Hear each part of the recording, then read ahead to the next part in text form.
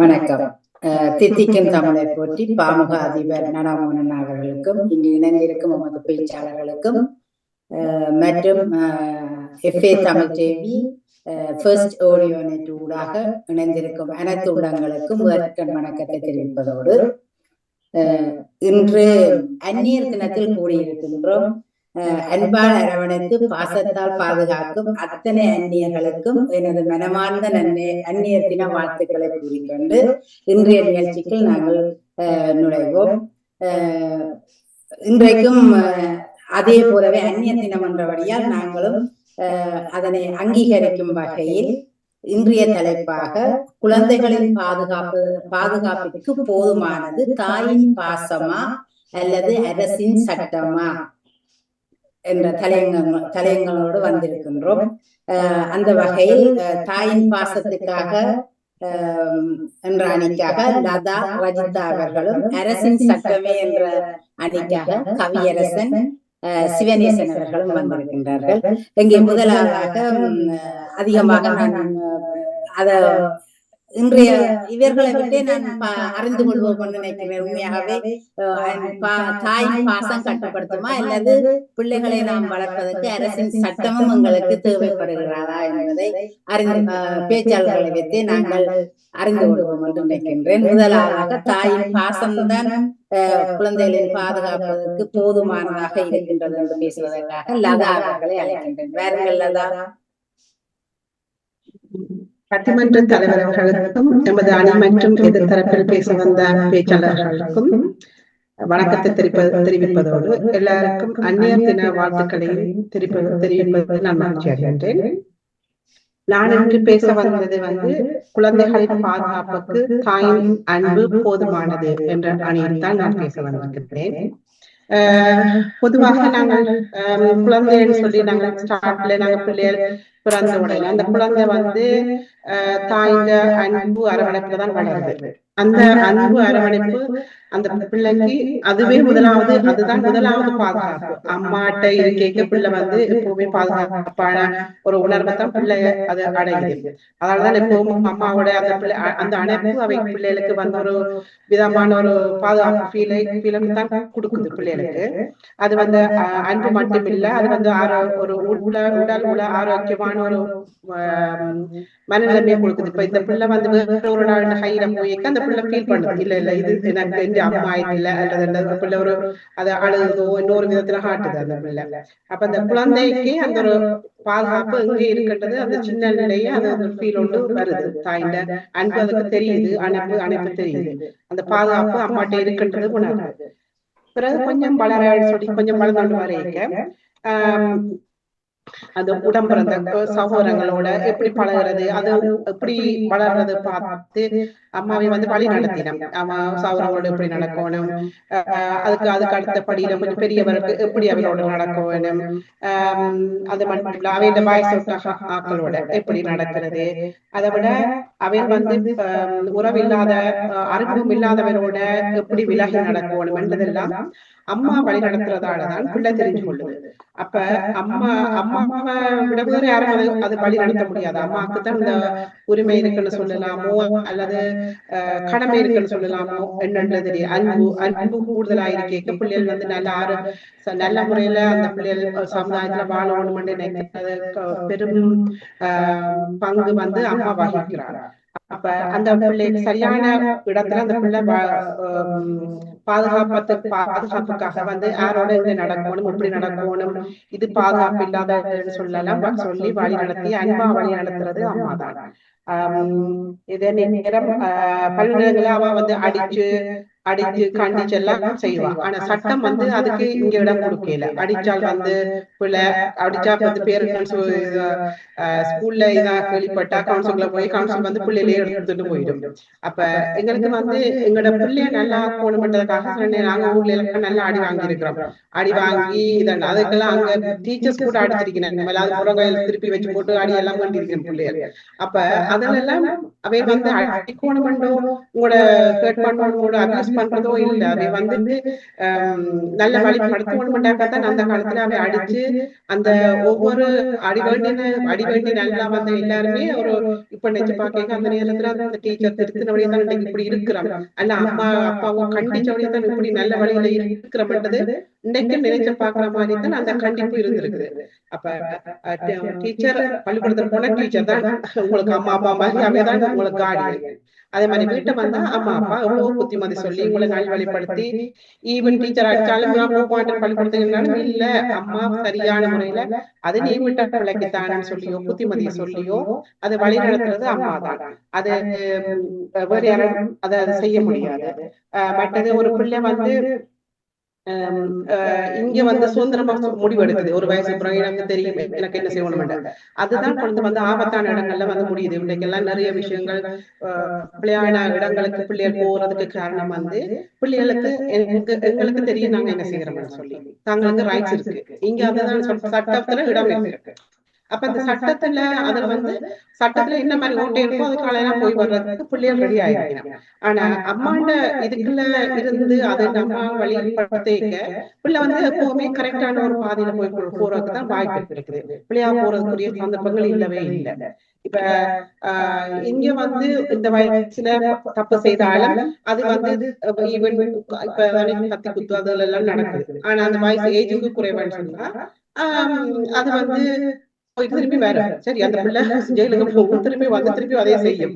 ஆனா இப்ப சட்டம் வந்து என்னத்தை பாதுகாக்குது. இப்ப இது பிள்ளைகளை ஒழுங்கா நாங்கள் வளர்த்தோம்னு சொன்னா இந்த பிரச்சனைகளை எல்லாம் தவிர்த்து கொள்றதுக்கு வாய்ப்பு இருக்குது. இப்படியான ஒரு சகவாசங்களை அவாய்ட் பண்றதுக்கோ நாங்க விலந்து நடக்கிறதுக்கோ பிள்ளைகளுக்கு புத்திமதி சொல்லி நாங்க வளர்த்தோம்னு சொன்னா அதை வந்து நாங்க அவாய்ட் பண்றோம். சட்டம் வந்து என்ன குத்தினா பிறகு என்னத்தை சட்டம் எடுக்கும். அந்த போன உயிர் திரும்பி வரப்போதா இல்ல. அப்ப சட்டத்துல வந்து அதை பற்றி எல்லாம் இல்ல. அப்ப நாங்க சரியான முறையில போறதுக்கு வழி நடத்துறது அன்பும் பாசமும் அம்மாண்ட அன்பும் பாசம் இருந்தா தான் பிள்ளைகளை செய்யப்படுத்துற முடியும். சட்டம் வந்து என்ன எல்லாம் முடிஞ்சா பிறகு போஸ்ட்மார்ட்டம் பண்ற மாதிரி தான். அதெல்லாம் ஆஃப்டர் அந்த ஆபத்தெல்லாம் முடிஞ்சா பிறகு வார இது வந்து பிரயோசனம் மற்றதா தான் இருக்க போகுது. அப்ப அது வந்து சட்டம் எல்லா நேரமும் பாதுகாப்பா தர்றதான்னு சொல்றதுக்கு இல்ல. அப்ப அந்த பாதுகாப்பு நேரத்துல அது அந்த அந்த ஆபத்தான இடத்துல அவையில் ஆபத்து சந்திக்கத்தான் நேருது. அப்ப பிள்ளைகளுக்கு இப்ப ஒரு உதாரணத்துக்கு அம்மா வந்து இல்ல இரவு நேரங்கள தேவையில்லாத பயணங்கள் தேவையில்லை. இப்ப இந்த இடத்துல இந்த ஸ்டெப்ஸ்ல இறங்கி வராதீங்க, இரண்டாவதுல நெடுகளும் பிரச்சனை வருது, இது தேவையா தேவையில்லையா இதை தவிர்த்துக் கொள்ளலாமாண்டெல்லாம் கைட் பண்றது அம்மாவே தான். அப்ப சட்டம் வந்து இதுல வாங்கினா அதுல குத்து வாங்கினா எல்லாம் முடிஞ்ச அப்புறம்தான் வந்து சட்டம் வந்து ஹேண்டில் பண்ண போறீங்க. பிள்ளைங்க அந்த பிரச்சனையான நேரத்துல வந்து ஹேண்டில் பண்ண போறது இல்லை எப்பவுமே. மற்றது நாங்கள் சமூகத்துல வந்து தந்த குழந்தை வந்து எப்பவுமே எதிர்நோக்கிற பிரச்சனையில வந்து தாயை ஆல்வேஸ் வந்து பார்த்துக்கொள்வா. இப்ப பிள்ளைகள முகத்தை சோர்வா பார்த்துட்டு தாயப்பா என்ன ஓல்ரைட்டோ நீங்க என்ன பிரச்சனை வழியில நடந்ததா ஸ்கூல்ல நடந்ததா ஜூனியர்ல என்ன நடந்ததுன்னு கேட்டு பிள்ளைகளை வந்து அந்த பிள்ளைகளோட பிரச்சனைகளை கேட்டு அவையில என்ன அதுக்கு முடிவெடுத்திருக்கணும்னு பார்த்து அது சரியா பிள்ளையாண்டு தாய் ஆராய்ஞ்சு அதுக்கு துணை அதுக்கு என்ன செய்யணுமோ நாங்கள் அதுக்கு வழி நடத்தி கொண்டு போய்க்க பிள்ளை சரியான முறையில போகும். இதுவே நாங்கள் சட்டம் பார்க்கும்னு சொல்லி போட்டு இது பிள்ளை வளர்ந்துட்டானே அது சட்டம் பார்க்கும்னு சொன்னா பிள்ளையா போறதுக்கு அதான் இந்த காலத்துல நிறைய பிள்ளையா போற காரணம் பேரண்ட்ஸ் அன்பு அரவணைப்பு இல்லாமல் இருக்கிறபடியா சட்டம் பார்க்கும் இனி இத்தனை வயசு பிறகு நாங்க கொண்டு இல்லாண்டு கையில விட்டுறவா இடத்துலதான் பிரச்சனைகளுக்கு வந்து கூடுதலா வந்து வாரதாலையும் பாதுகாப்பு இல்லாம போகுது பிள்ளைகள் வந்து. மற்றது தாயதப்பன்னா வந்து வந்து நல்ல சூழல்ல வளர்றத பற்றி எல்லாம் திங்க் பண்ணி பிள்ளைகள் நல்ல மனநிலையோட நல்ல இதை நாங்கள் வீடை வந்து நல்லதா வச்சிருக்கணும். பிள்ளைகளுக்கு வந்து எந்த ஒரு பிள்ளையான அபிப்பிராயங்கள் இல்லாம நாங்கள் பேரண்ட்ஸ் வந்து நல்ல முறையில நடந்துதான் பிள்ளைகளை நாங்கள் சரியான முறையில வழி நடத்துறது பொறுப்பும் பேரண்ட்ஸுக்கு இருக்குது. அப்ப அதுவும் வந்து பிள்ளைகளுக்கு இன்னும் வந்து தாங்கள் எப்படி நல்ல சிந்தனையில வருது நல்ல வழிபடுறதுக்கும் நல்ல பாதுகாப்பு அம்மா அப்பாட்ல இருந்தே லேர்ன் பண்ணுது அந்த பிள்ளை.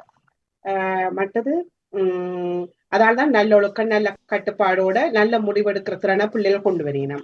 மற்றது எந்த தாய் தகப்பனும் பிள்ளைகள் வந்து கெட்டு போறதுக்கு விட மாட்டேன். அப்ப அவையில் வந்து எப்பவுமே அடுத்தவை வந்து இது என்ன வளர்ப்பு வளர்த்திருக்கிறோம்னு சொல்ற அளவுக்கு வள மாட்டினோம். அது அவைய சொல்றதுக்காக மட்டுமில்லை, நாங்கள் ஒவ்வொருவருக்கும் அந்த தனிப்பட்ட கடமையும் அன்பும் இருக்கிறபடியா அதை செய்வோம். அப்ப அதான் பிள்ளைகள் வந்து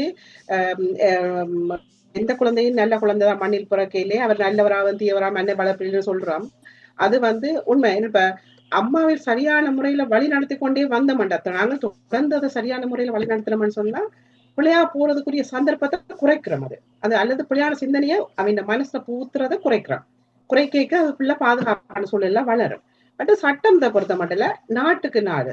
இப்ப நீங்க சட்டம் இன்றைக்கு இருக்க சட்டம் நாளைக்கு இல்ல, நாளைக்கு இருக்க சட்டம் இன்னொரு சட்டம் மாறுது. தெரியும். அப்ப சட்டம் வந்து சட்டத்துல நிறைய பிள்ளையால் வாரதுக்குரிய சட்ட ஓட்டைகள் கூட இருக்குது. சோ அது வந்து காலத்துக்கு காலமும் நாட்டுக்கு நாடும் வித்தியாசப்பட்டது. அப்ப அன்பு மட்டும்தான் எப்பவுமே ஒரே மாதிரி. அம்மாண்ட தாயின் அன்பும் தாயின் அரவணைப்பும் அது தாய் வந்து கொடுக்குற ஒழுக்கம் வந்து தான் எப்பவுமே மாறாது. அது வந்து கிட்டத்தட்ட பார்த்தே கூடாம இருந்து காக்குற ஒரு கவச குண்டலம் மாதிரி கொடுக்குற நல்ல வழிபடுத்துறது எல்லாமே ஒரு பிள்ளைக்கு கொடுக்குற ஒரு பேசிக் ஃபவுண்டேஷன் எல்லாம் நாங்க கரெக்டா போட்டோம்னா பிள்ளை கரெக்டாவே அந்த ட்ராக்ல போகும்ன்றது நான் நினைக்கிறேன். அப்ப எனக்கு இப்ப நான் யோசிக்கிறது என்னன்னு சொன்னா எந்த பார்வையில எந்த பார்வையில மட்டுமில்ல எல்லாத்த பார்வையிலும் அதுதான் இருக்கு. தாய்ந்த வழிகாட்டல்ல அன்பான வழிகாட்டல்ல தான் பிள்ளை பாதுகாப்பு போதுமானதாக இருக்குமென்னு சொல்லி இந்த வாய்ப்புக்கு நன்றி கூறி அமையுது. நன்றி நன்றி லதா அவர்கள். உண்மையாவே முதல் வாரது ஒரு உணர்வோ ஒரு பாசமோ தாயிட்டு இருந்தான் பெறும். அதுதான் முதல்ல அந்த பிள்ளை எதிர்நோக்க போற சட்டம் எல்லாம் அது வளர்ந்து வந்தா போலதான் அந்த சட்டம் எல்லாம் அது தெரிஞ்சு கொள்ள போது. முதல் வாரது வந்து உண்மையாகவே தாயிடம் இருந்துதான் என்பதை அழகாக சொல்லி இருந்த ஒரு உண்மைதான். தாய் தான் ஒரு முன்கூட்டியே, அதாவது பிரச்சனை வரக்க முன்னமே பாதுகாக்கிறது தாயாத்தான் இருக்குது. சட்டம் எல்லாம் பிரச்சனை வந்தா போலதான் அதை அணுகி கொண்டு போறன்றதை நல்ல அழகா தனது பாசையில வடிவா சொன்னா தன் பொறுமையில சொல்லி கொண்டு போனால் அதான் அவர்கள். இங்க பார்ப்போம் இதற்கு என்ன பதிலடி இல்ல. இத தாய்ந்த பாசத்தை விட இந்த சட்டங்கள்லாம் எங்களுக்கு இப்ப வேணும் என்று சொல்லி வாதாடுவதற்கு அடுத்ததாக அழைக்கின்றேன் கவியரசன் அவர்களை. வேறுங்கள் கவியரசன். வந்து நான் இவரை இன்ட்ரடியூஸ் பண்றேன். இந்திய தான் முதலாக வந்திருக்கின்றார் எமது குழுவுக்கு. இவர் வந்து இங்க யூனிவர்சிட்டியில வந்து கம்ப்யூட்டர் சயின்ஸ் படிச்சு கொண்டிருக்கும் மாணவன் ஒருவர். ஸ்ரீலங்காவிலிருந்து இருந்து வந்திருக்கின்ற ஸ்டூடெண்ட் விசாவில் வந்து இங்கு பொழுது படித்துக் கொண்டிருக்கும் ஒரு மாணவன் என்பதை பெருமையுடன் சொல்லிக் கொண்டிருக்கிறேன். வேறுங்கள். அனைவருக்கும் முதற்கண் வணக்கம். நடுவர்களே, பாசம் என்பது வந்து ஒரு இதமான நிழல், ஆனால் சட்டம் என்பது வந்து ஒரு வலுவான கோட்டை. எங்களுக்கு வெயிலுக்கு வேணுமெண்டா இந்த நிழல் இதமா இருக்கலாம், சூறாவளியோ புயலோ அடிக்கிற நேரத்துல எங்களுக்கு பாதுகாப்பு தாரது இந்த சட்டம் என்ற கோட்டை மட்டும்தான். ஆகவே இந்த சந்தர்ப்பத்துல ஒரு குழந்தையின் பாதுகாப்பிற்கு தேவை தாயின் பாசம் மட்டுமல்ல சட்டமே என்பதை அழுத்தி ஆணித்தரமாக கூறுவதற்காக இங்கு வருகை தந்துள்ளேன். முதலாவதாக நடுவர்களே, தாயின் பாசம் என்பது 4 சுவர்களுக்குள் மட்டும்தான். ஆனால் சட்டம் என்றது எல்லையற்றது. ஒரு நாடோ அல்லது ஒரு கண்டங்களோ சட்டம் வந்து எல்லையற்றது. தாயின் பாசம் போல ஒரு வீட்டுக்குள்ள இருந்து விடாது. ஒரு குழந்தை தெருவில் நடக்கும் பொழுதோ, பள்ளியில் பயிலும் பொழுதோ அல்லது பேருந்தில் பயணிக்கும் பொழுதோ அந்த குழந்தைக்கு தேவையான பாதுகாப்புகளை வழங்குவது இந்த சட்டம் தான் என்பதை முத்திரமாக கூறிக்கொள்கிறேன். முக்கியமாக ஒரு குழந்தை தெருவில் சாலையை கடக்கும் பொழுது வேகமாக ஒரு வாகனம் வந்து மோதிவிடக் கூடாது என்பதற்காக பாதசாரி கடவைகளை வைக்கிறது, வாகன கட்டுப்பாட்டு வேக கட்டுப்பாடுகளை விதிகளை வளைக்கிறது. இதெல்லாம் போக்குவரத்து சட்டம். தாயினால் வெறும் வாகனத்தின் வேகங்களை கட்டுப்படுத்த முடியாது. இதுக்கு முக்கியமாக சட்டம் தேவை. அதே போல நடுவர்களே, பல நேரங்களில் வறுமை என்றது மிக கொடுமையான விஷயம். சில நேரங்கள்ல வறுமை வந்து பாசத்தையும் தாண்டி வென்று விடுகிறது. வறுமையின் காரணமாக தாய்மார்களே தங்கள் பிள்ளைகளை வேலைகளுக்கு அனுப்புகிற கட்டாயங்களும் சிலது ஈடுபட்டிருக்கின்றன. இந்த காலங்களில் அது குறைவுதான். ஏனென்றால் சட்டம், குழந்தை தொழிலாளர்கள் செய்யக்கூடாது என்ற சட்டம். இந்த சட்டம் மற்றும் இல்லை என்றால் இன்று பல குழந்தைகள் வேலைகளுக்கு சென்றிருப்பார்கள், பாடசாலைகளை மறந்திருப்பார்கள். இலவச கல்வி சட்டம் மட்டுமல்ல, பள்ளிக்கூடத்தில் படிக்கும் பிள்ளைகளுக்கு இலவசமாக உணவு வழங்கும் திட்டமும் உருவாக்கப்பட்டது. இதனால் மாணவர்களின் பசியும் தீர்ந்தது, கல்வி பசியும் தீர்ந்தது. சட்டத்தால் மட்டுமே ஒரு சிறந்த எதிர்காலத்தை உருவாக்க முடியும். இந்த வறுமையை வென்று மக்களுக்கு சிறந்த எதிர்காலத்தை உருவாக்கி கொடுக்க இந்த சட்டம் முக்கியமாக உள்ளது அவர்களே. இதே போல எதிரணியினர் கூறினார், அறிமுகம் இல்லாதவர்களோடு எப்படி பழகுவது என்பதை தாயினால் மட்டுமே தெளிவாக எடுத்துரைக்க முடியும் என்று. இந்த இடத்தில் நான் ஒன்று கூறிக்கொள்ள விரும்புகிறேன் நடுவர்களே. குழந்தைகளுக்கு எதிரான பாலியல் வன்கொடுமைகள் நடப்பது அநேகம் தெரியாதவர்களால் இல்லை, மிக முக்கியமாக குடும்ப அங்கத்தவர்களால் அல்லது நெருங்கிய உறவினர்களாலேயே அநேகமான பாலியல் வன்கொடுமைகள் குழந்தைகளுக்கு எதிராக நடக்கின்றன. இப்படி வன்கொடுமைகள் நடக்கிற பொழுது அழுகின்ற குழந்தையின் கண்ணீரை துடைக்க மட்டுமே அந்த பாசத்தால் முடியும். இந்த பாசம் என்ற பெயரினால், குடும்ப பாசம் என்ற பெயரினால் சில உண்மைகள் வெளிவராமலே போய்விடுகின்றன. ஆனால் இந்த சட்டம் ஒன்று இருப்பதால் மட்டும்தான் அந்த குழந்தையின் கண்ணீரை துடைத்து அந்த நடக்கப்பட்ட அநீதிக்காக நீதியை வழங்க முடியும். இதை விட தங்களுக்கு தெரிந்தது, பல முன்ன காலங்களில் எல்லாம் பெண் குழந்தைகள் பிறந்தால் கள்ளிப்பால் ஊற்றி கொண்டு விடுவார்கள், தாங்கள் கேள்விப்பட்டிருக்கலாம். ஏனென்றால் சமூகம் அப்படித்தான் இருந்தது. பெண் குழந்தைகள் என்றால் ஒரு வித பாரமாக எதிர்பார்த்தது.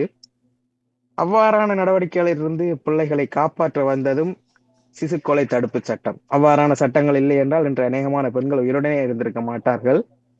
அது மட்டுமின்றி இவ்வாறான காலங்களில் சில சமூக கட்டாயங்களால் பெண் குழந்தைகள் சிறு வயதிலேயே திருமணத்திற்கு கட்டாயப்படுத்தப்படுகின்றார்கள். அந்த சிறு குழந்தைகள் தங்களுக்கான வாழ்க்கையை வாழ முடியாமல் திருமணத்திற்கு பின் தன் கணவருக்காகவோ அல்லது தன் கணவரின் குடும்பத்திற்காகவோ அவர்களின் வாழ்க்கையை அர்ப்பணித்து வாழ வேண்டி இருக்கிறது. அவர்களுக்கான ஒரு வாழ்க்கை இல்லாமல் போகிறது. இவ்வாறான விடயங்களில் இருந்து காப்பாற்றுவதற்காகவே இந்த சட்டங்கள் உருவாக்கப்பட்டன. குழந்தை திருமண சட்டங்கள் எவ்வளவோ உருவாக்கப்பட்டதன் பின்புதான் இன்று குழந்தை திருமணங்கள் நடக்காமல் இருக்கிறது. முக்கியமாக நடுவர்களே, எதிரணியினர் உணர்ச்சிகரமாக பேசலாம், தாய்க்கு நிகர எவராவது உண்டா அப்படி என்று. அவர்களுக்கு என்பதில் இதுதான், தாயின் பாசம் தனிநபர் உணர்வு, ஆனால் சட்டம் என்பதோ சமூக பொறுப்பு. தாய் இல்லாத குழந்தைகளுக்கு யார் நடுவர்களை பாதுகாப்பு வழங்குவது? அனாதை இல்லங்களில் வழங்கும் குழந்தைகளுக்கு யார் பாதுகாப்பு வழங்குவது? இவ்வாறான குழந்தைகளுக்கெல்லாம் பாதுகாப்பு வழங்குவதற்காக உருவாக்கப்பட்டவையே சட்டங்கள் நடுவர்களே. இவ்வாறான இடங்களில் அரசின் சட்டம்தான் தாய் போன்று நின்று காத்துக் கொள்கிறது அந்த குழந்தைகளை. அதைவிட இந்த தாயின் பாசம் என்பது நடுவர்களே இரத்த சம்பந்தம் உள்ள உறவுகளுக்கு மட்டும்தான். ஆனால் சட்டம் என்பது அவ்வாறல்ல.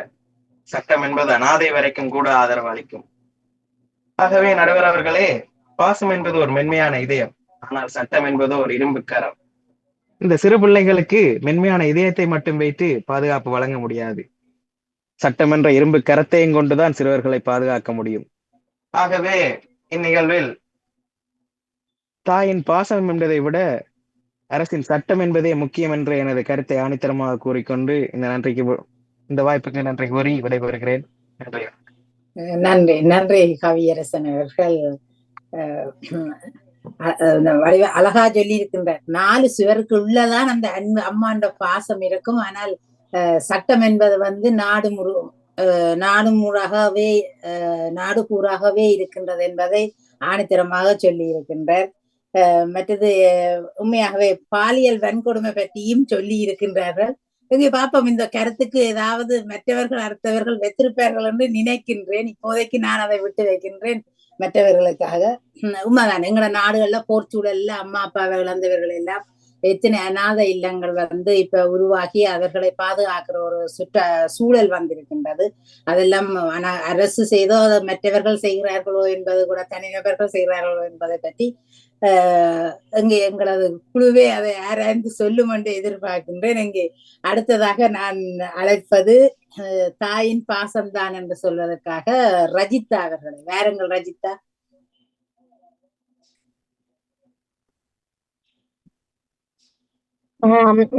அன்பிற்குரிய அணித்தலைவர், எதிரணித்த நண்பர்கள் மற்றும் கேட்டு ரசித்துக் கொண்டும் இருக்கின்ற மது உறவுகள் அனைவருக்கும் நன்றியை கூறிக்கொண்டு வணக்கத்தையும் தெரிவித்துக் கொண்டு, இந்திய தலைப்பு தாய் பாசம், குழந்தைகளின் பாதுகாப்பிற்கு போதுமானது தாயின் பாசம் என்ற தலைப்பிலே நான் பேச வந்திருக்கின்றேன். நான் முதலில் நான் கூற வந்ததை கூறிவிட்டு நான் எதிரணிக்கான விடையை கூறலாம் என நினைக்கின்றேன். முதலில் இந்த தாய் பாசம் என்பது ஒரு கருவிலிருந்து கல்லறை வரைக்கும் தொடர்ந்து கொண்டு செல்கின்றது. நாங்கள் பிறந்த தொடக்கம் இறக்கும் வரையும் அந்த பாசம் என்பது தொடர்ந்து கொண்டு வருகின்றது எங்களுடன். ஒரு பரிசுத்தமான ஒரு உன்னதமான அந்த உறவுதான் தாய். தனது பிள்ளைகள் எந்த பிள்ளைகளுக்காக எந்த தியாகத்தையும் செய்வதற்கு தயங்க மாட்டார்கள். மகிழ்ச்சியாகவும் தனது பிள்ளை சந்தோஷமாகவும் இருக்க வேண்டும் என்பதற்காக தன்னையே அர்ப்பணித்து செயற்படுகின்ற உள்ளம்தான் தாய்ப்பாசம். ஒரு ஒரு குழந்தையானது ஒரு குழந்தையானது கவலையாகவோ அல்லது ஒரு சோகமாகவோ அல்லது ஒரு தனது ஒரு பதட்ட நிலையையோ ஒரு கூற முடியாத ஒரு நிலையில் கூட ஒரு தாயானவள் அதனை உணர்ந்து அவள் அந்த பிள்ளைக்கான ஒரு பாசத்தை கொடுத்து அந்த பிள்ளைகளிடம் என்ன நடக்கின்றது என உணர்ந்து அதற்கான ஒரு காரணத்தை அறிந்து தெரிந்து அவள் அந்த தாயானவள் அந்த பிள்ளைகளுக்கு எப்படி அதை நாங்கள் வெல்ல வேண்டும், எப்படி நாங்கள் அதை அவற்றிலிருந்து வெளிவர வேண்டும் என்பதை மிகவும் தனது மனதை சொல்களை அந்த பிள்ளைகளுக்கு புகுத்தி அதன் மூலம் வெளிவர வைக்கின்றாள். அது மட்டுமல்லாது ஒரு பிள்ளையானது ஒரு குழந்தையானது பிறந்து அந்த அடுத்த நாளே அந்த பிறந்த அந்த குழந்தை அந்த பிள்ளைக்கான உணவு, தூக்கம், சுகாதாரம் போன்றவற்றை எல்லாம் பார்த்து செய்கின்றாள். அவ்வாறு செய்கின்ற அந்த குழந்தை பிறந்த அடுத்த நாளே அந்த அடுத்த நிமிடமே அந்த குழந்தையை இந்த உலகுக்கு அறிமுகப்படுத்துகின்றாள். அந்த குழந்தை பிறக்கும் போது வெறுமனேதான் பிறக்கின்றது. ஒரு சொற்களும் அதுக்கு தெரியாது, அந்த வெளி உலகமே தெரியாது. ஆனால் அடுத்த நிமிஷமே அந்த தாயானவள் இதுதான் தந்தை என சொல்லிக் கொடுக்கின்றாள். அந்த தந்தையை அறிந்து கொள்வது கூட அந்த தாயின் அந்த வார்த்தையால் தான் அந்த பிள்ளை அறிந்து கொள்கின்றது. குழந்தை பிறந்தவுடன் அந்த தாயானவள் தாலாட்டு பாடுகின்றாள். அந்த தாலாட்டு எடுத்து பாருங்கள். தாலாட்டு பாடுகின்ற போது தாலாட்டு வெறும் தாலாட்டு அல்ல. அந்த தாலாட்டில் எவ்வளவோ அர்த்தங்கள் இருக்கின்றது. அந்த அர்த்தங்களை எல்லாம் அந்த பிறந்த குழந்தைக்கு சொல்லிக் கொடுக்கின்றாள். தாலாட்டு பாடுகிற போது பாடுகின்றாள். அந்த உறவுகளின் தன்மைகளை கூறுகின்றாள். அவர்கள் அந்த உறவு எவ்வளவு காலம் நீடிக்கும், எங்களோட உறவுகளின் தன்மைகள். அது மட்டுமல்லாது உலகில் நீ தனித்தவர் அல்ல, உனக்காக எவ்வளவோ மக்கள் இருக்கின்றார்கள், அவர்கள் எல்லாம் உனது சொந்தம் என்று சொல்லி அந்த உறவுகளை எல்லாம் எடுத்து சொல்லுகின்றாள். தாலாட்டு பாடுகின்ற போது அவள் எடுத்து கூறுகின்ற போது அந்த பிள்ளையானது அந்த நேரத்தில் அதை புரிந்து கொள்ளாவிட்டாலும் அந்த தாயை பார்த்து சிரிக்கின்றது. அதற்கு ஏதோ புரிகின்றது என்று நாங்கள் அறிந்து கொள்கின்றோம். அந்த நேரத்தில் அவள் கூறுவது என்னவென்றால், இந்த சமூகத்திலே உன்னால வாழ முடியும் என்பதற்கு ஒரு தைரியத்தை தான் அந்த பிள்ளைக்கு அவள் தாயானவள் அந்த நேரமே ஊட்டுகின்றாள். ஒவ்வொரு நிலைகளிலுமே அவள் தாயானவள் ஒவ்வொரு அதை விட அதுக்கு அடுத்து அந்த ஒரு தாயானவள் ஒரு பிள்ளை வளர்ந்து ஒரு சிறு வயதிலே வருகின்ற போது முதல் அந்த பிள்ளை நர்சரிக்கு போகிறது. நர்சரிக்கு போக முதலே அந்த தாயானவள் அவள் தான் ஆசிரியராக செயற்படுகின்றாள். ஒரு குழந்தையின் முதல் ஆசிரியர் ஒரு தாய் தான் என கூறப்படுகின்றது. அவள் அந்த நேரத்திலே நல்ல ஒழுக்கங்கள், பழக்க வழக்கங்கள், பெரியவர்களை எப்படி மதித்துக் கொள்வது, மற்றவர்களோடு எப்படி பழகுவது போன்ற பல விஷயங்களை எல்லாம் கூறுகின்றாள். உண்மை பேசு, உத்தமனாயிரு என்று சொல்லி பல பாடல்கள் சின்ன வயசுலயே நாங்கள் படித்திருக்கின்றோம். பல பாடல்கள். அதுல ஒரு பாட்டு ஒன்று எனக்கு இப்பவும் ஞாபகம் இருக்கும். எங்களோட அம்மா பாடுவார். சின்னஞ்சிறு பாப்பா, சிங்கார பாப்பா, அறிவு சொல்லும் ஆசானை நீ பணிந்திட வேண்டும். தருகுறும்பு ஒரு நாளும் செய்யக்கூடாது, பணிவும் பண்பும் அன்பு நீ பெற்றிட வேண்டும். இனிய மழலை நீ பேசு, வாழ்ந்திடு பாப்பா, சட்டங்கள் கடந்து நீயும் செல்லக்கூடாது, திட்டங்கள் போட்டு நாளும் நடந்திடு பாப்பா. அந்த தாய் சின்ன ஒரு 5 வயசு பிள்ளைக்கு பாடுறாள் இந்த பாட்டை. அந்த பிள்ளைக்கு பாடேக்கல திட்டங்கள் போட்டு நாளும் நடந்துடு பாப்பா. நீ ஒவ்வொரு நாளும் நீ அந்த சமூகத்துல கால் எடுத்து வைக்கிற போது திட்டத்தை போட்டு நகர்ந்து செல்லுன்னு சொல்றாள். அப்படி நாங்கள் நிறைய பாடல் படிச்சிருக்கிறோம். இப்படியான நீதி பாடல்கள் பாடல் நிறைய படிச்சிருக்கிறோம். அந்த பிள்ளையோட அவ கதை கேட்க அந்த தாய் சொல்றான்னு சொன்னா, இந்த பாடலை பாடுகிற போது அந்த பாசமான வார்த்தைகளை சொல்லுகின்றா. சின்னஞ்சிறு பாப்பான்னு சொல்றா. இப்ப நாங்கள் வார்த்தையால் அந்த பிள்ளைக்கு இது செய்யாத அது செய்யாத என்று சொல்ற போது விளங்காது. ஆனா அந்த தாய் அந்த பிள்ளைக்கு அந்த அன்பான வார்த்தைகளை அந்த பாடலாக பாடேக்க அந்த பிள்ளை தாயோட கொஞ்சி குழாவி ஆடும் அந்த பாட்டை கேட்டு. அப்படி அந்த மூலமா அந்த தாயானவள் அந்த பிள்ளைக்கு பாசத்தை சொல்லி கொடுத்து, பாசத்தோடு அந்த நாட்டில நீ எப்படி வாழ வேணும்னு சொல்லி பிறந்த நாள் தொடக்கம் ஒவ்வொரு நாளும் அவள் சொல்லி கொடுத்து கொண்டு வாராள். அவ்வாறு நாங்கள் சொல்லிக் கொடுத்து கொண்டு வருகின்ற போது அந்த பிள்ளையானது சமூகத்திலே ஒரு நல்ல பிரஜையாக உருவாகும் என்பதில் சந்தேகம் இல்லை. அது மட்டும் இல்லாது இப்ப கல்வி எடுத்து பாருங்க, கொஞ்சம் வளர்ந்து முடிய பிள்ளை படிக்க துவங்குது. அவ்வாறு படிக்கிற போது தாயானவள் அந்த பிள்ளையிடம் என்ன திறமை இருக்கின்றது கண்டுபிடித்து அந்த அந்த பிள்ளைக்கு எந்த துறை சிறந்ததென அந்த பிள்ளையை வழி நடத்துகின்றார். வழி நடத்துகின்ற போது கூட அந்த பிள்ளையிடம் பாசமாக பேசி அந்த பாசத்தால் இதையும் வெல்ல முடியும். எவ்வளவு நாங்கள் பாசமாக பிள்ளைகளிடம் பேசுகின்றோமோ அவ்வளவுக்கு எங்களால் எண்ணத்தையும் வெல்ல முடியும். ஒரு பிள்ளைய எல்லாருக்குமே தெரியும். இப்ப நாங்கள் டீனேஜுக்கு ஹை ஸ்கூலுக்கு போயினோம்னு சொன்னாலே எங்கட பேரண்ட்ஸ் ஐயோ எங்கட பிள்ளை என்ன கேக்குது இல்ல, லிசன் பண்ணுது இல்லைன்னு சத்தமா சொல்லுறாங்க. இப்ப அப்படி அவங்க அந்த சொல்றதுக்கு காரணம் அந்த பிள்ளையோட நீங்க அந்த டைம்ல அந்த தாய் எப்படி மாறுகிறாள்னு சொன்னா ஒரு நண்பனோ நண்பியாகவோ மாறுகின்றார். தாயானவள் ஒவ்வொரு நிலைகளிலும் ஒவ்வொரு பொசிஷன் எடுக்கின்றார். ஒவ்வொரு நிலைகளை பிறந்த போது தாயாகின்றார். பேர்ந்து கொஞ்சம் கொஞ்சமாக வளர்ந்து ஒவ்வொரு நிலைகளிலும் பிள்ளைகள் வருகின்ற போது அதற்கேற்ற நிலைகளிலே தன்னை தயார்படுத்திக் கொள்கின்றார்.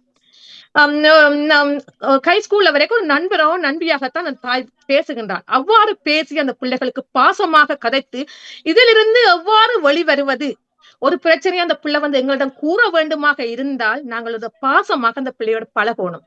பாசமாக பழகி அந்த பிள்ளை எங்களிடம் கூறுகின்ற போது அந்த பிள்ளைக்கான பிரச்சனையில இருந்து அந்த பிள்ளையின் மனதுல தோணும், எனக்கு இந்த பிரச்சனை இருக்கு, அதை நான் சொன்னேன்னு சொன்னா நான் அந்த பாசத்துல அந்த அம்மாவிடம் இருந்து அதுக்கான ஒரு விடை எங்களுக்கு கிடைக்கும் என்ற ஒரு உணர்வு தோணும்.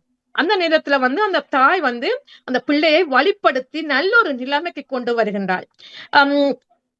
கொண்டு வருகின்ற போது அந்த ஒரு சிற்பி எப்படி ஒரு சிற்பத்தை பார்த்து பார்த்து செதுக்குறானோ அது மாதிரிதான் ஒரு பெத்த தாயானவள், பாசமான ஒரு தாய் அந்த பிள்ளைய ஒவ்வொரு சிற்பத்தை மாதிரி செதுக்கி கொண்டு வருவாள்.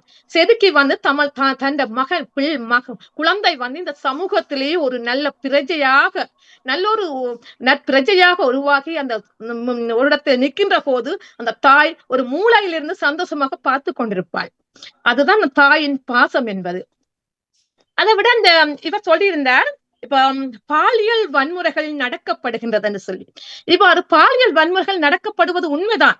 ஆனால் அந்த பாலியல் வன்முறைகள் எங்களை வருகின்ற போது அந்த பிள்ளைகளிடம் அந்த பாலியல் வன்முறைகள் நடக்கப்படுகின்ற போது அந்த பிள்ளைகளிடம் நாங்கள் சொல்லிக் கொடுக்க வேண்டும், இப்படியான வயசில் இந்த பிரச்சனைகள் வருகின்றது, அதை நீ எவ்வாறு அதிலிருந்து வெளிவர வேண்டும் என்பதை நாங்கள் சொல்லிக் கொடுக்க வேண்டும். சட்டங்கள் எல்லாம் நடந்து முடியத்தான் வரும் என்று சொல்லுறார். அது உண்மைதான் இல்லையா? சட்டங்கள் எல்லாம் ஒன்று நடந்து முடிந்ததுக்கு பிறகு, பாலியல் வன்முறை நடந்து முடிந்ததற்கு பிறகு அந்த பிள்ளை என்ன செய்ய முடியும் கூறுங்கள்? அந்த சட்டம் என்ன அந்த பிள்ளைக்கான தீர்வை கொடுக்க முடியும்? அந்த தீர்விலே எது பிரயோசனமே இல்லை. நான் சொல்றது என்ன சொன்னா, அந்த பாலியல் வன்முறை நடக்க போகின்றது என்று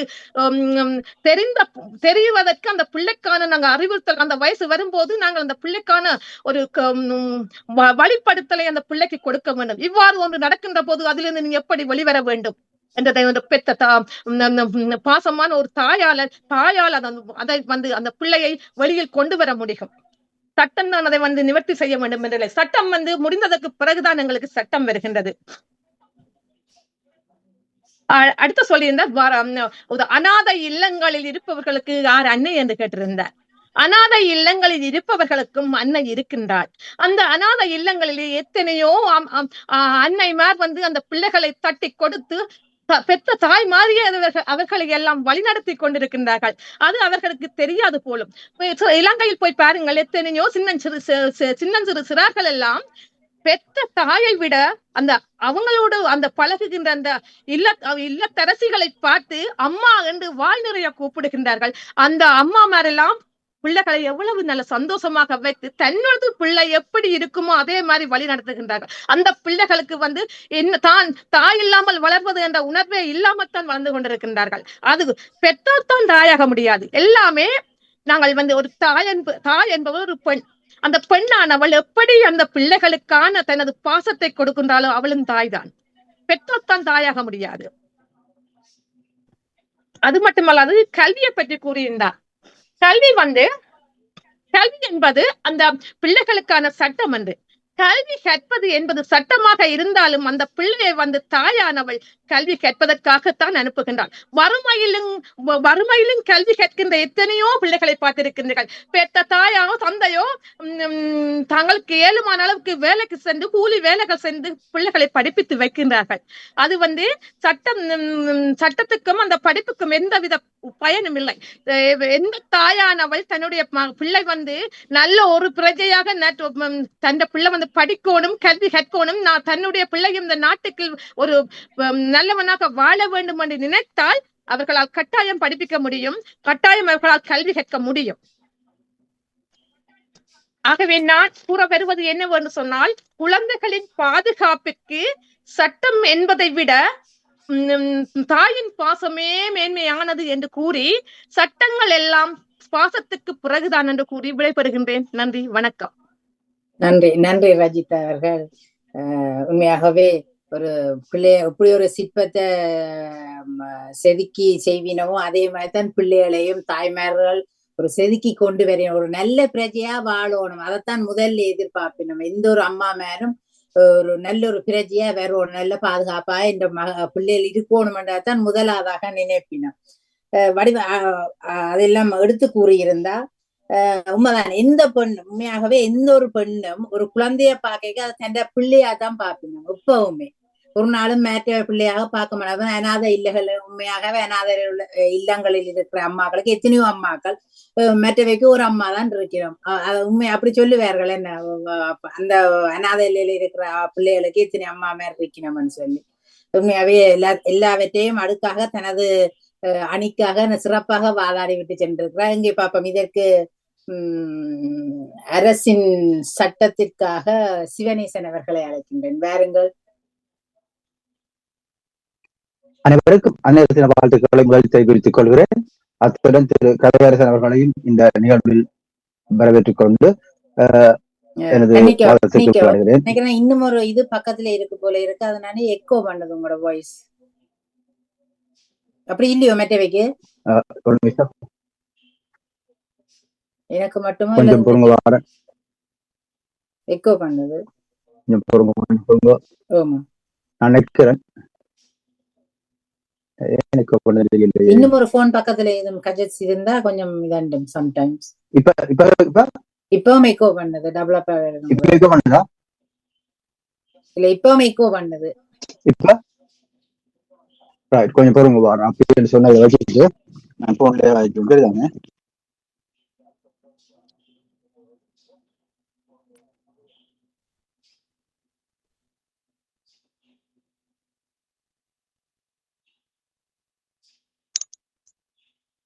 ஹலோ, ஓமம் இப்ப சரி கேட்கக்கூடிய மாதிரி இருக்கா? இப்ப கொஞ்சம் சவுண்ட் கூட திருப்பி ஸ்டார்ட் பண்ணுவோம்.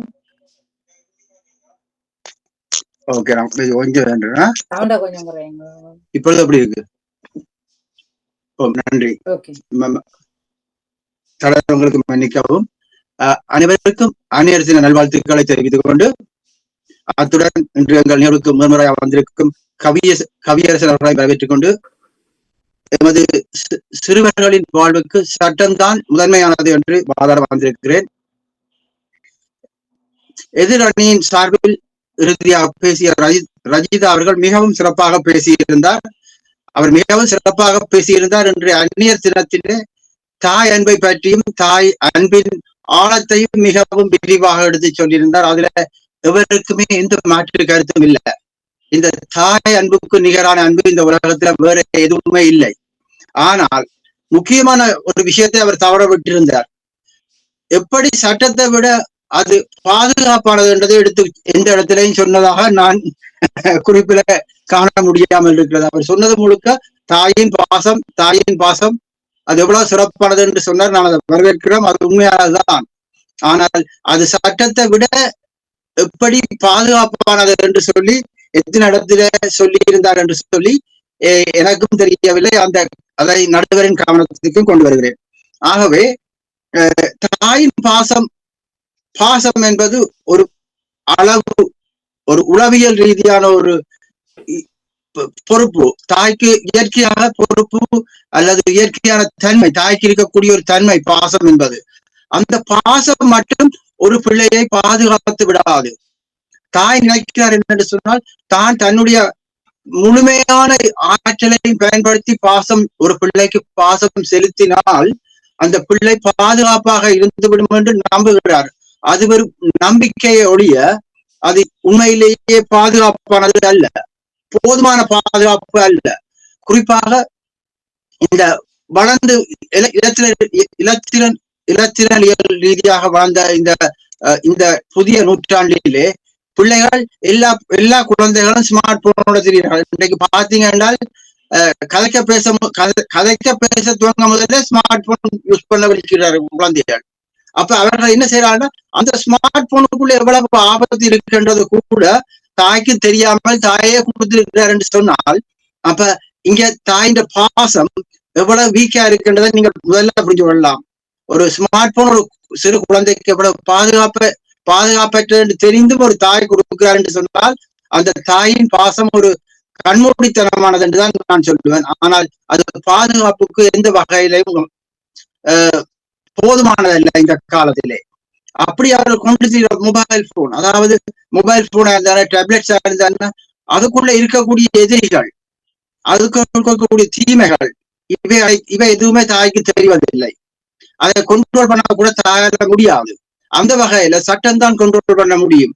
உதாரணத்துக்கு ஒரு பிள்ளை ஸ்மார்ட் போனு கூட அப்ரோச் பண்ணக்கூடிய எந்த விதமான, அதாவது பாலியல் துன்புறுத்தல்களாக இருந்தாலும் சரி, அல்லது சும்மா ஸ்கூல் பள்ளிக்கூட லெவல்ல நடக்கக்கூடிய புலியிங்காக இருந்தாலும் சரி, இவற்றை இனங்கண்டு கொள்வதற்கோ இல்லாட்டி தடுத்துக் கொள்வதற்கு தாய்க்கு போதுமான ஆற்றல் இல்லாமல் இருக்கிறது.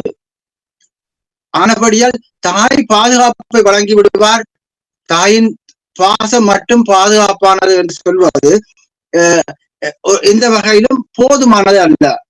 தாய் வேணுமென்ற 4 சிலருக்குள்ள பாதுகாப்பு வழங்கலாம், அல்லது தனக்கு தெரிந்த தனக்கு கண்ணுக்கு முன்னால நடக்கக்கூடிய விஷயங்களுக்குரிய பாதுகாப்பு வழங்கலாம். ஆனால் இந்த பரந்த உலகத்துல பிள்ளை எங்க போகுது என்ன செய்யுது என்று சொல்லி தாயில அடிக்கவுமேலாது, பிள்ளைகளை சொல்லவும் விரும்புறதில்லை. அப்படி இருக்கைக்குள்ள இந்த பாதுகாப்பு வழங்கக்கூடிய ஒரே ஒரு விஷயம் சட்டம் தான். இன்றைக்கு நாங்கள் சொல்றோம், எங்களுடைய எத்தனை டீனேஜ் பிள்ளைகள் தாங்கள் எங்க போறோம் என்று சொல்லி போட்டு போயினோம். எத்தனை டீனேஜ் பிள்ளைகள் தாங்கள் சொன்ன இடத்துக்கு மட்டும் போயிட்டு வரணும். ஒன்றில் அவருக்கு வேற பிளானோடைய போயினோம்.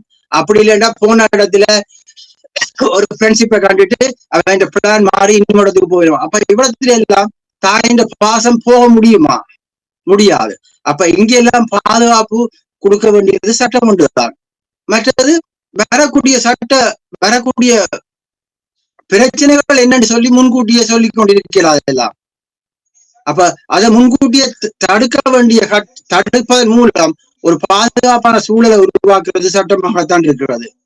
சரிதானே? இன்றைக்கு என்னுடைய அணியின் சார்பில் கவியரசர்கள் சிறப்பாக சொல்லியிருந்தார், பெரஸ்டியல் கிராசிங் இன்ட்ரோடியூஸ் பண்ணது சட்டம் தான், பிள்ளைகளை பாதுகாக்கணும் என்று சொல்லி. அப்ப நீங்க அந்த இடத்துல போயிருக்க உங்களுக்கு சட்டத்தை மதிக்கிறவர்களால உங்களுக்கு பாதுகாப்பு இருக்கிறது. பிள்ளை ஒவ்வொரு இடத்துல ரோட் கிராஸ் பண்ண மட்டும் ஒவ்வொரு இடத்துல ரோட் கிராஸ் பண்ணும் போதும் தாய்க்கு சொல்லி கொண்டிருக்க தம்பி கவனம் போலாட்டி பிள்ளை கவனம் சொல்லி கொண்டிருக்கிறோம். முடியாது. இதை சட்டம் தான் செய்யணும். மற்றது இந்த உலகம் எப்பவும் ஒரு ஜெனரேஷன்ல இருந்து அடுத்த ஜெனரேஷனுக்கு போகக்குள்ள அவன் இந்த தேவைகளும் சூழ்நிலைகளும் மிகவும் மாறுது. ஒரு தாயானவர்கள் தான் ஒரு சிறுமியாக இருக்கும் பொழுது எந்த சூழ்நிலையில இருந்தாலோ அதை மட்டும்தான் அவ அறிந்திருக்கிறார். அதுக்கு வெளியால ஓகே சில வேலை வரும்போது சில விஷயங்களை மேலும் விடயங்களை அமைஞ்சிருக்கலாம். ஆனால் அது காலத்துக்கு ஏற்றபடி அப்டுடேட்டா இருக்காது. அப்படி அப்டுடேட்டா இருந்து அவளை பாதுகாப்பாக வாங்க முடியாது. இப்ப நீங்கள் சொல்றீங்க, நீங்கள் எத்தனை பேர் சொல்றீங்க இன்றைக்கு தாயின் பாசம் உண்மையானது, அதுதான் பாதுகாப்பாக என்று சொல்றீங்க. இன்றைக்கு நீங்கள் எத்தனை பேர், நான் அந்த 2 எதிரணியர் இருவரையும் கேட்கிறேன், நீங்கள் எத்தனை பேர் சொல்லி கொடுத்திருக்கிறீங்க தம்பி தங்கச்சி பிள்ளை வெளியில போகும் பொழுது பிரச்சனை யாராவது பிரச்சனைன்னு சொன்னா உடனே போலீஸுக்கு போன் பண்ணுங்கன்னு சொல்லி கொடுத்துருக்கீங்க. ஏன் போலீஸுக்கு போலீஸுக்கு போன் பண்ணுங்கன்னு சொல்லி கொடுத்துருக்கீங்க? அம்மாவுக்கு போன் பண்ணுங்கன்னு சொல்லி கொடுத்துருக்கலாமே. அப்படியா சொன்ன? நீங்கள் இல்ல, நிச்சயமா நீங்க போலீஸுக்கு போன் பண்ண கொண்டா சொல்லுவீங்க. இப்படி எல்லாம் சொல்லி போட்டு தாயின் பாசம் தான் பாதுகாப்பான்னு சொல்லி வந்து வாதிப்பதில அதை ஏற்றுக்கொள்ள முடியாது என்பது என்னுடைய தாழ்மையான கருத்து. மற்றது இந்த தாயின் பாசம் ஒரு சிறு சமூகமாக வாழும் பொழுது அதாவது தாயின் கொண்டோலுக்குள்ள இருக்கு மட்டும் போதுமானதாக பாதுகாப்பானதாக நீங்கள் ஃபீல் பண்ணலாம். ஆனால் ஒரு பிள்ளை 40, 50, 60, 70 வயதில் வாழ்கிற பிள்ளை தாயோடைய எவ்வளவு காலம் இருக்க முடியும்? அநேகமானவருக்கு 50 வயதுக்கு மேல தாய் இருப்பது கஷ்டம் நிலைமை. அப்ப அந்த ஆட்கள் 50 வயதுக்கு மேல வாழ்றது இல்லையா? அப்ப தாயின் பாசம் என்பது அது ஒரு சமூக பிணைப்பு, ஒரு தன்னம்பிக்கையை கொடுக்கும், சரியான வழி நடத்தும். இதெல்லாம் ஏற்றுக்கொள்றோம். ஆனால் எந்த வகையிலும் போதுமான பாதுகாப்பை கொடுக்காது என்றுதான் என்னுடைய கருத்து. அந்த வகையில இந்த பரந்த உலகளாவிய ரீதியில இப்ப எத்தனை பிள்ளைகள் தாயின் பாசத்துக்கு கட்டுப்பாட்டுக்குள்ளே இருக்கிறோம்? நாங்கள் எத்தனை பேர் தாயின் பாசத்துக்குள்ளே இல்லாட்டி தாயின் கட்டுப்பாட்டுக்குள்ளே இருந்து நாங்கள் ஒரு 11 வயது தாண்டு மட்டும் இல்ல, கிட்டத்தட்ட 10 வயதிலேயே வீட்டுக்கு வெளியே செலவழிக்க இடம் என்ன, அதுக்கு பிறகு சாப்பிட மட்டும்தான் வீட்டை போயிருக்கும். அப்படி இருக்கும் பொழுது உங்களுக்கு தாயின் பாதுகாப்பா அல்லது சமூக சட்டம் பாதுகாப்பு தந்தது சட்டம் தான். எனவே சட்டம்தான் சிறந்தது, சட்டம்தான் எங்கள் சிறுவர்களுக்கு பாதுகாப்பானது என்று கூறி வாய்ப்புக்கு நன்றி கூறி விடைபெறுகிறேன். நன்றி. நன்றி நன்றி நன்றி சிவனேசன் அவர்கள். உண்மையாகவே இப்பொழுதெல்லாம் இந்த டீனேஜ் பிள்ளைகளுக்கு நாங்கள் பிள்ளைகள் எப்படித்தான் அம்மாக்கள் சொல்லி கொடுத்தாலும் அவர்கள் எங்களுக்கு மறைத்து செய்வதே நிறைய இருக்கின்றது. நாங்கள் எவ்வளவு பாதுகாப்ப நாங்கள் ஊட்டி வளர்த்தாலும் அவர்கள் எங்களுக்கு மறைத்து எத்தனை விஷயங்களை செய்வது உண்டு. அதனால போய் அதை எல்லாத்தையும் கட்டுப்படுத்துறது உண்மையாக சட்டமாகத்தான் இன்றைக்கு அமைந்திருக்கின்றன்னு சொல்லி இருக்கின்றார். உண்மையாகவே இன்றைக்கு இரு அணிகளும் தங்கள் அணிக்காக தங்களோட வாதத்தில் நிலையாக நின்றீர்கள். உண்மையாவே இப்ப அம்மான்னு பாக்க ஒரு உணர்வு அல்லது ஒரு பாசத்துல எதுக்குமா அன்புக்கும் உண்டோ அடைக்கின்றாலும் சொல்லிடணும். என்னத்தை இருந்தாலும் ஒரு அம்மான்னு சொல்லியக்குள்ள ஒரு பாசம் உண்டு எங்களை அறியாம வரும். அம்மா சொல்லிட்டா நாங்க அதை செய்யணும், அம்மா எல்லாம் நாங்க ஒரு பிள்ளை செய்தா கூட எங்களுக்கு அதை உறுத்தி கொண்டே இருக்கும். என்ன நாங்கள் அம்மாண்ட சொல்ல கேட்காப்போனோடையதான் இன்றைக்கு எங்களுக்கு இப்படி நடந்துட்டுதுன்னு சொல்லி சின்னல இருந்து எங்களுக்கு அது ஒன்று இருக்கு. அப்படி நாங்கள் ஒரு தப்பாவோ அல்லது ஏதாவது கழிச்சாலும் அப்படி ஒண்ணு நினைப்பொண்டு வருது. அப்ப எங்களுக்கு அந்த உணர்வு அம்மாட்ட இருந்து வந்திருக்கின்றது. உண்மையாகவே அம்மாண்ட பாசத்துக்கு என்ற அணிக்காக பேசினவர்கள் அழகா சொன்னார்கள். அந்த உணர்வு ஒரு தொட்டு பேசல அம்மா நாங்கள் இப்ப தொட்டேக்கல ஒரு கால் அம்மா கட்டிப்பிடிக்கல எங்களை அறியாமல் அம்மாவுக்கு நாங்க போய் சொல்லக்கூடாது, அம்மாண்ட பாசத்துக்கு அடிமையா அங்க நிக்கிறோம். அது எங்களுக்கு ஒரு பாதுகாப்பு. அம்மா சொன்னா சரியாத்தான் இருக்கு, நாங்க சின்னல இருந்து அப்படிதான் நினைக்கிறோம், அம்மா சொன்னா சரியாத்தான் இருக்கும்னு சொல்லி அதுவே எங்களுக்கு ஒரு பாதுகாப்பாக இருக்கும். ஆனா சட்டத்தின் உண்மையாகவே பாடசாலைக்கு போகும்பொழுதும் அங்கேயும் அங்கே அனுப்புறோம் அங்கேயும் ஒரு வித சட்டம் இருக்கு. என்ன இல்ல ஒரு டிசிப்ளின் சொல்லுங்களேன். ஒரு டிசிப்ளின்ன்றது நாங்கள் அங்க போய் பழகி கொள்றோம். என்ன இப்படி லைன்ல போவோண்டா லைன்ல தான் போறோம், இந்த இடத்துல நின்று செய்யணும்டா அப்படி செய்யறோம். அது எல்லாத்தையும் நாங்கள் அங்கே இருந்தும் உண்மையாகவே அறிந்து கொள்றோம். எல்லாத்தையும் நாங்கள் அங்கே இருந்தும் கற்றுக்கொள்ளக்கூடியதாக இருக்கிறது. சட்டம் என்பதும் எங்களுக்கு அதை போதிக்குது. உண்மையாகவே நாங்கள் எல்லாம் அதுலயும் ஒரு பயம் இருக்கும். என்ன பிரின்சிபல் வாரான்னு சொன்னா நாங்கள் முந்தி எங்களுக்கு எல்லாம் மெதஸ்ல மிஸ் மேன் என்ற ஒரு ஆள் இருந்தவ எங்களுக்கு ஒரு பிரின்சிபல். அவன் நடந்து வந்தாலே எங்களுக்கு பயம். எல்லாரும் போய் அவ்வளவு சைலண்டா இருக்கும் மெதடிஸ்ட், அவ்வளவுக்கு ஒரு கண்ட்ரோல்ல இருந்த மாதிரிதான் இருந்தது எங்களுக்கு நாங்கள் அங்க படிக்கும் பொழுது. அப்ப அங்கேயும் ஒரு சட்டம் என்றது எங்களை பாதுகாப்பாகத்தான் இருந்தது. ஆனால் இன்றைக்கு நான் இப்பொழுதெல்லாம் கேள்விப்படும் பொழுது உண்மையாகவே சட்டம் என்பது இந்த பாலியல் வன்முறைகளை பற்றி அதிகமாக கதைத்தார்கள். இந்த பாலியல் வன்முறை கதைக்கலாமோ தெரியல. இந்த அரசியல் சம்பந்தமானது கொண்டு இன்றைக்கு அரச குடும்பத்திலேயே என்ன நடந்தது என்பதை உலகம் அறிந்தது. என்ன மாதிரியான பிரச்சனைகளை எதிர்கொண்டு இருக்கிறார்கள், இப்படியானதெல்லாம் நடந்திருக்கிறது என்று கேள்விப்படும் பொழுது உண்மையாகவே மனதுக்கு கவலையாகவும் இருக்கிறது. இப்படியான சட்டங்களையும் இதை பாதுகாக்காமல் போனது என்பது பற்றியும் ஒரு கேள்விக்குறியாக இருக்கிறது. ஏன் அவ்வளவு தூரத்துக்கு அநாகரிகமா விட்டு விட்டார்கள், சிறு பிள்ளைகளை இப்படியாக கொண்டு போய் செய்திருக்கிறார்களே என்று நினைக்கும் போது கொஞ்சம் கவலையாக இருக்கின்றது. எங்கள நாடுகள்லயும் இப்பொழுது அந்த பாலியல் வன்முறை அதிகமாகத்தான் இருக்கின்றது. இப்ப பார்க்கும் பொழுது நிறையவே வருகிற மாதிரி தெரிகிறது. அந்த சிறு பிள்ளைகளை அப்படி செய்கிறார்கள் கூடுதலாக. இவ்வளவுதான் அம்மாக்கள் பாதுகாத்தாலும் பிள்ளைகளும் வெளியில போய் வரத்தான் வேணும். ஆனா அப்படி பார்க்கும் பொழுது ஏன் அதை சட்டம் பாதுகாக்கையிலேயோ என்று ஒரு கால் யோசிக்க வேண்டியும் இருக்கின்றது. ஆனா உண்மையாகவே இப்ப இன்றைக்கு எனக்கு அந்நியர் தினம் என்றவரை 2 பேரும் நல்லாகவே இன்றைக்கு உங்களோட வாக்குல நின்றீர்கள் என்றாலும் இன்றைக்கு ஒரு அந்நியர் தினம், அந்நியர் தோத்து போறதாக சரித்திரம் இருக்கக்கூடாது. அந்நியர் தோத்து போறதா இருக்கக்கூடாது. உண்மையாகவே நான் எப்பவும் அந்நியர் பக்கம்தான் நிற்பேன். அதுக்காக தீர்ப்பை மாத்தி சொல்லல. அதனாலதான் சொல்றேன். உண்மையாகவே அந்த ஒரு குழந்தைன்ற ஒரு முழுமையான வளர்ச்சி என்று பார்க்க, முழுமையான வளர்ச்சிக்கும் ஒரு பாதுகாப்புக்கும் ஒரு அன்பான குடும்ப சூழலும் வேணும், பாதுகாக்கும் சட்டங்களும் வேணும். அப்ப ரெண்டும் உண்மையாகவே சரிசமமாக இருந்தால்தான் ஒரு நாட்டுல இந்த எங்கேயுமே இந்த பிள்ளைகளுக்கு ஒரு குழந்தைகளின் பாதுகாப்புக்கு உண்மையாகவே தாயின் பாசமும் வேண்டும், அதே போல் சட்டங்களும் வேண்டும். ரெண்டும் சரிசமமாக இருந்தாலே ஒரு பாதுகாப்பான எதிர்காலத்தை நோக்கி அவர்களை அழைத்து செல்ல முடியும் என்று கூறி எல்லோருக்கும் நன்றி சொல்லி இதை முடித்துக் கொண்டிருக்கிறேன். நன்றி. நன்றி. நன்றி. லீவ் பண்ணுவோம். தேங்க்ஸ். நன்றி நன்றி நன்றி எல்லோருக்கும்.